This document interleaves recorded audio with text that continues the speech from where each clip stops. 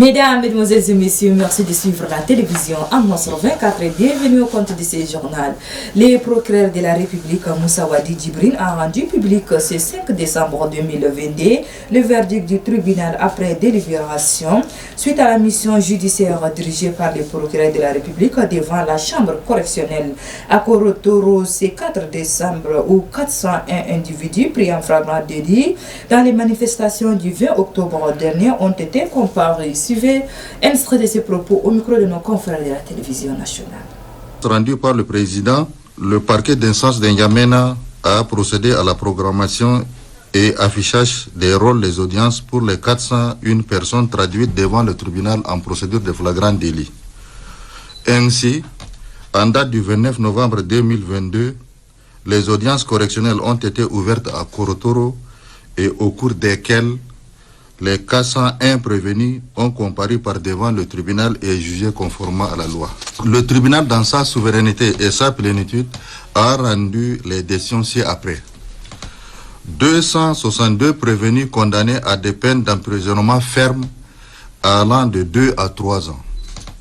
80 prévenus condamnés à des peines d'emprisonnement avec sursis allant de 12 à 24 mois. 59 prévenus déclarés non coupables et relaxés au bénéfice de doute. Par ailleurs, nous tenons à informer que les 80 mineurs poursuivis par devant le juge pour enfants ont été ramenés de la maison d'arrêt de Korotoro à celle de Klesum à N'Djamena pour la suite de la procédure.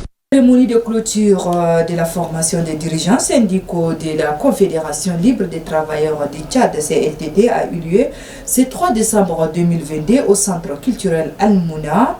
C'est le secrétaire général de la dite confédération, Ibrahim Ben Seïd, qui a présidé la cérémonie.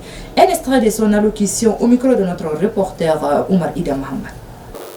J'éprouve un sentiment de grande satisfaction en mettant un terme à l'atelier de formation sur le thème renforcement des capacités des dirigeants syndicaux de la CLTT. De mon impression, les 2 jours d'intenses travaux assignés à cette retrouvaille vous ont permis de suivre des débats et d'échanges sur des thématiques variées et claires, définies, que j'espère édifiantes et qui feront de vous des dirigeants syndicaux respectueux des textes. Cette assise pertinente vous permet de cerner à bras le corps des expériences vitales, vous oriente à jouer pleinement un grand rôle dans la pacification et la viabilisation de vos lieux de travail à hauteur de votre compétence.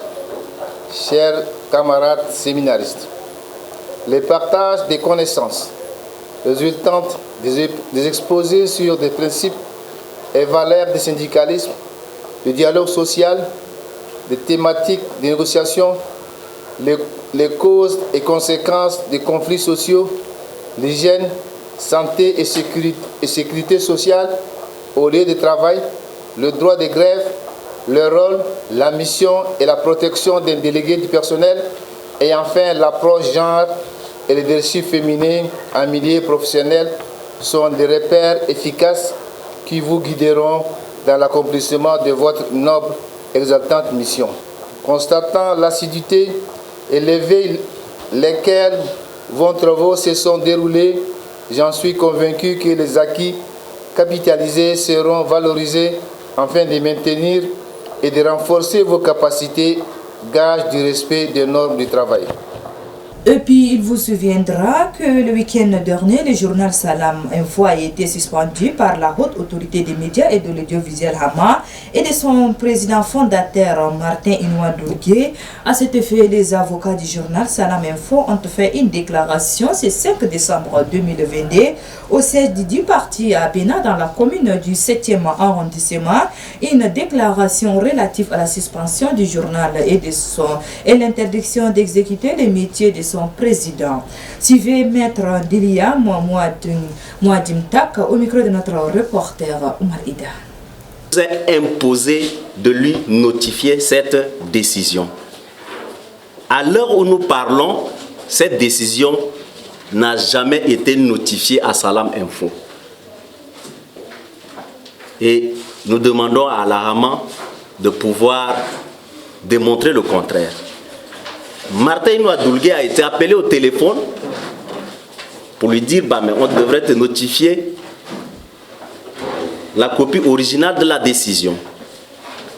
Mais lorsque vous prenez une décision contre un organe de presse, tel comme la Hama qui l'a fait, ils connaissent très bien le siège de Salam Info, puisque les convocations étaient servies au siège de Salam Info. Ils doivent également prendre cette décision-là, se déporter au siège pour la notifier à qui de droit. Ce qui n'a pas été fait et ça constitue un vice de forme qui traduit simplement que cette décision ne pourra résister à la rigueur du droit. Deuxièmement, en ce qui concerne également le vice, il faut porter à votre connaissance que cette décision a été prise par l'organe n'ayant pas habilité à prendre une telle décision. Puisque s'il faut interpréter les textes même régissant la Hama, le règlement intérieur de la Hama, en son article 6, dispose que la Hama est composée de 9 membres nommés par décret du président de la République. 9 membres nommés par décret du président de la République. Et cette décision d'ailleurs, qui a repris l'article 14 de l'ordonnance 016 de 2018, du 31 mai 2018 portant attribution, organisation et fonctionnement de la haute autorité des médias et de l'audiovisuel dans la Hama, précise en son article 8 que les organes de la Hama sont le collège, le bureau, les commissions permanentes, les secrétaires généraux et les départements, les coordinations provinciales. Et poursuivant, l'article 9 relativement au collège dit que le collège est l'organe suprême et de décision de la Hama. C'est pour dire que lorsque la Hama doit prendre une décision telle comme celle au fin d'une suspension d'un organe de presse, cette décision doit être prise par l'organe suprême qui est le collège. Et plus loin, quels sont ceux qui composent le collège? C'est notamment les 9 conseillers nommés par décret du président de la République qui composent le collège. C'est pour dire que cette décision, au fait de suspension, devrait normalement être prise par le collège. Pourtant, lorsque vous allez lire cette décision, vous vous rendrez compte qu'elle a été prise par le président. Alors que, parlant de la loi instituant la Hama, parlant également du règlement intérieur de la Hama, le président ne constitue pas le collège pour prendre une décision. La coordination nationale des solidarités du Parti socialiste sans frontières, PSF, a quitté à travers un point de presse animé ce 4 décembre 2022. Ces derniers, que Dinamo Darang reste le président fondateur du PSF, suivait un extrait du porte-parole des démissionnaires du Dobré Medungus au micro de notre reporter Idriss Ismail. À ces effets, la plupart de nos compatriotes parlent de la paix au Tchad et du vivre ensemble. La paix n'est pas une chimère ou encore tout simplement une utopie. La coordination de la solidarité du parti PCF de Dinamo Darang cherche la paix dans notre pays et soutient également les autorités de transition. En effet, il vous souviendra que le PCF traverse une crise depuis son sommet entre Dinamo Darang et Yaya Dilo. C'est pourquoi, au niveau de la coordination de la solidarité, il est temps pour nous de se situer en ce jour, dimanche 4 décembre 2022. Nous tenons à informer l'opinion nationale et internationale depuis qu'elle nous quitte officiellement les camarades Yaya Dilo. Il est de notre devoir de soutenir cette transition, afin de mettre sur les rails notre beau parti.